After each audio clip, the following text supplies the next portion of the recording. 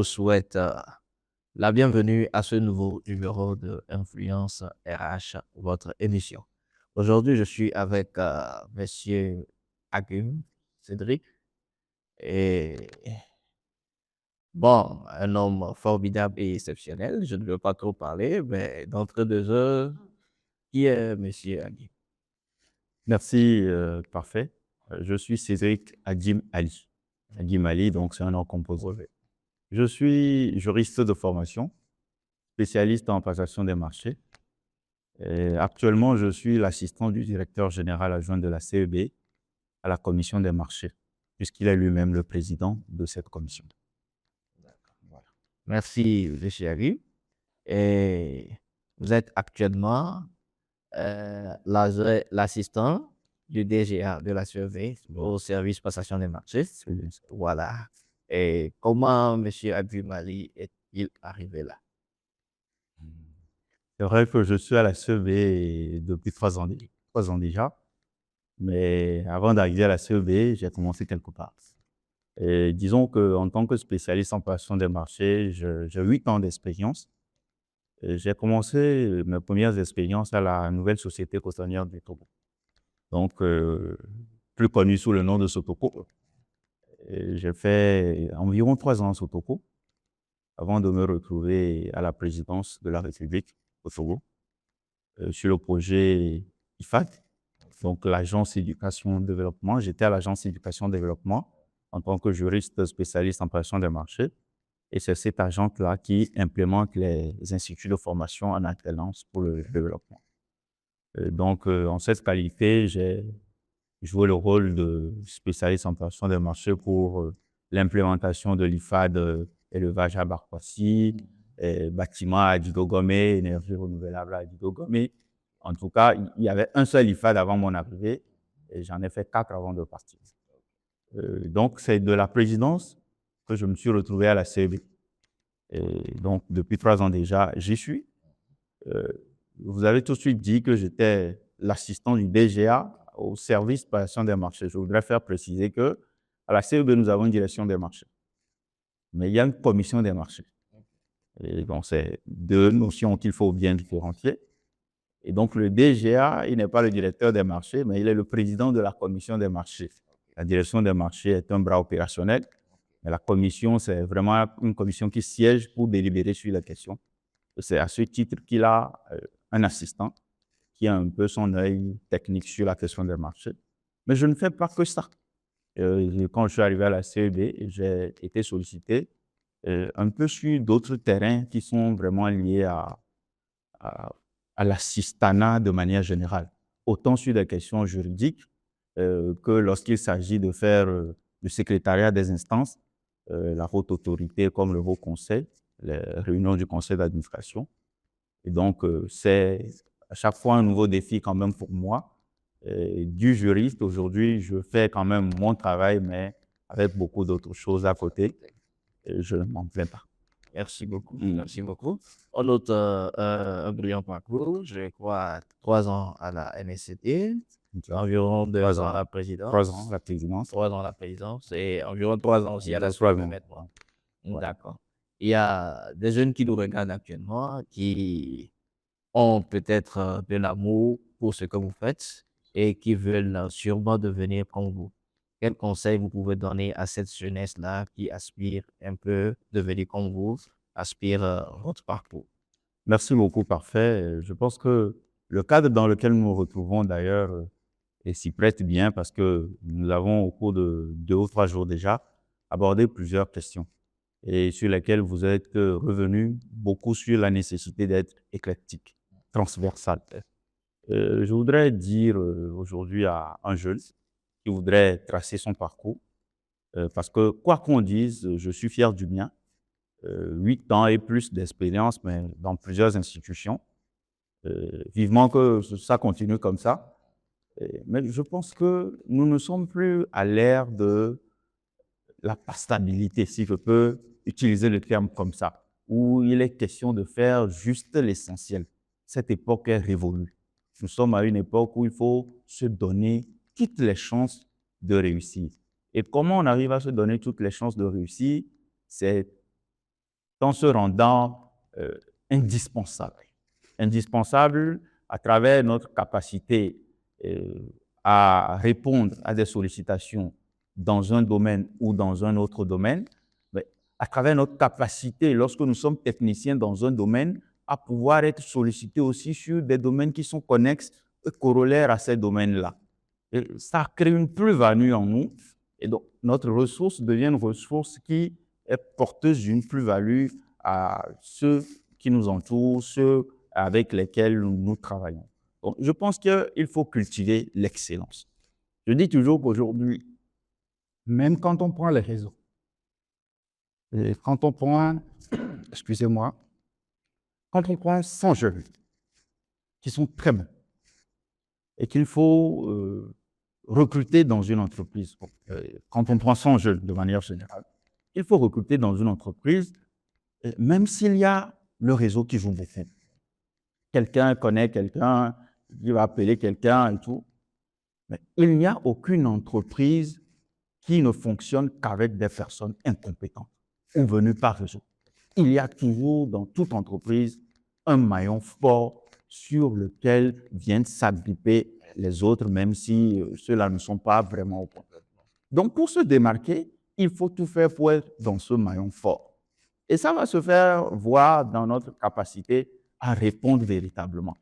Donc, j'invite tous les jeunes à cultiver l'excellence, à être curieux, à sortir des carcans de « je suis seulement ceci, je ne sais faire que ça, et moi, il faut qu'on me mette dans mon rôle et puis c'est tout ». Non, il faut décider d'aller de manière transversale au-delà de ce qu'on sait faire le mieux pour se donner davantage de sens. C'est d'ailleurs ce qui va peut-être jouer plus en votre faveur lorsque vous vous retrouveriez sur un champ de bataille, j'utilise le terme comme ça, avec d'autres personnes qui ont les mêmes diplômes que vous, les mêmes expériences que vous. Ce qui va vous démarquer, c'est votre capacité à répondre à telle ou telle préoccupation, à comprendre davantage des thématiques que d'autres et à apporter des solutions innovantes pour les personnes avec qui vous travaillez.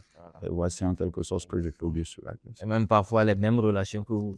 Bien entendu, les personnes qui ont les mêmes relations que vous.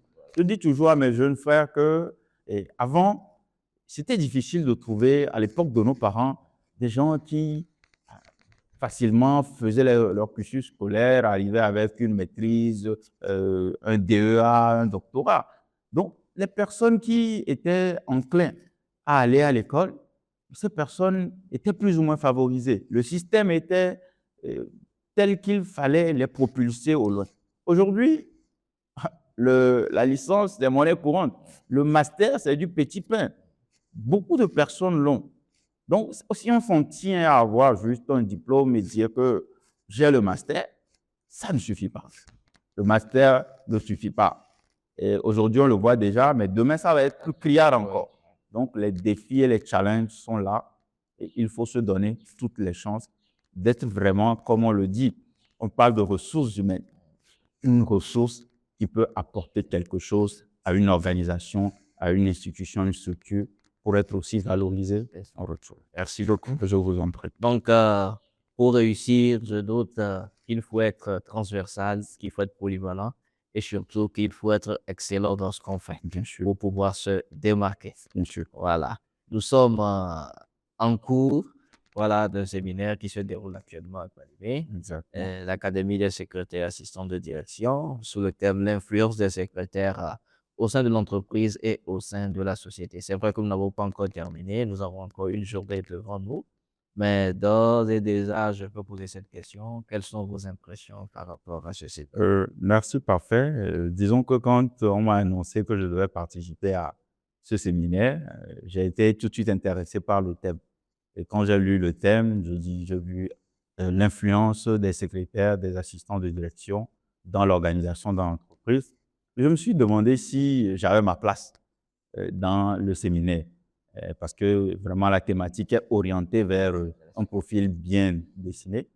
Mais comme on l'a dit déjà dans ce séminaire ici, tous les moyens sont bons, toutes les opportunités sont belles pour apprendre quelque chose, parce qu'on n'a jamais fini d'apprendre. Alors, j'aurais véritablement regretté de n'être pas venu à ce séminaire. Parce que dans nos discussions, ces discussions m'ont permis de comprendre davantage la psychologie de ces assistants, ces secrétaires avec lesquels nous travaillons tous les jours. Comprendre davantage leurs besoins, aussi bien professionnels qu'émotionnels, parce qu'en dehors du cadre professionnel, il y a les réalités de la vie familiale que ces personnes-là gèrent aussi. Comment est-ce qu'un bon manager peut arriver à créer l'environnement adéquat pour déployer le meilleur potentiel de son assistant, de son secrétaire. Et je trouve que la méthode pédagogique même de ce séminaire fait partie des belles surprises pour moi parce que j'en ai assisté à des séminaires et rares ont été, ces séminaires-là dont les méthodes ont été aussi interactives. Et j'ai vu que les dames, les messieurs ne s'ennuyaient pas.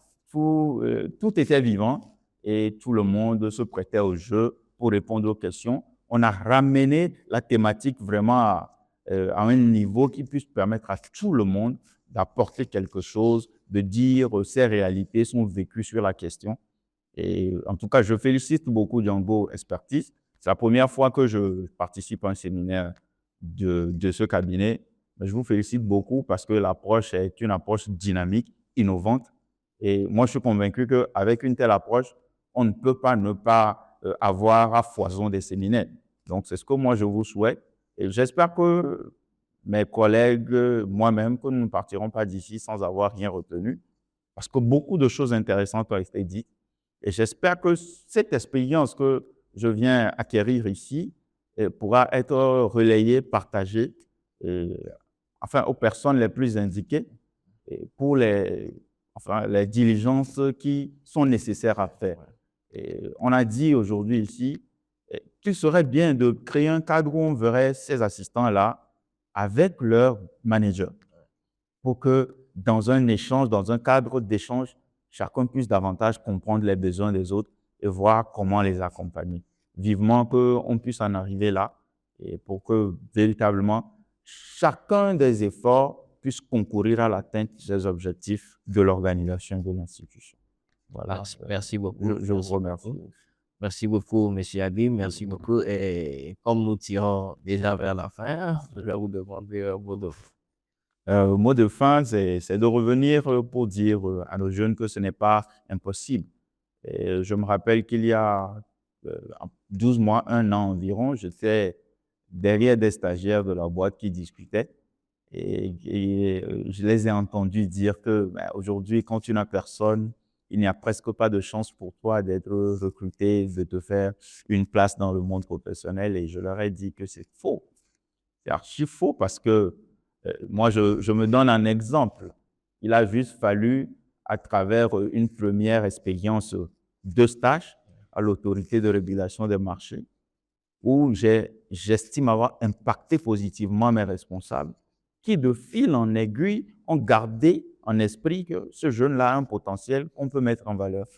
Et donc, le conseil que je leur ai donné, c'est que même lorsque vous êtes dans un stage, donnez le meilleur de vous. Donnez le meilleur de vous. Tout ce que je vous souhaite, c'est d'avoir des responsables qui aient un esprit ouvert, qui vous donnent de pouvoir vous exprimer. Et quand vous avez ça, donnez le meilleur de vous. Si vous ne le gagnez pas aujourd'hui, vous le gagnerez demain. Cultivez l'excellence, donnez le meilleur de vous et la réussite est devant. Merci beaucoup. Merci. Merci beaucoup, M. Agumali. Le plaisir est pour moi. De vous avoir prêté à ce jeu. Merci à tous ceux qui nous ont suivis. Nous vous disons merci aussi. Et à la prochaine pour d'autres belles surprises. Bye bye. Bye.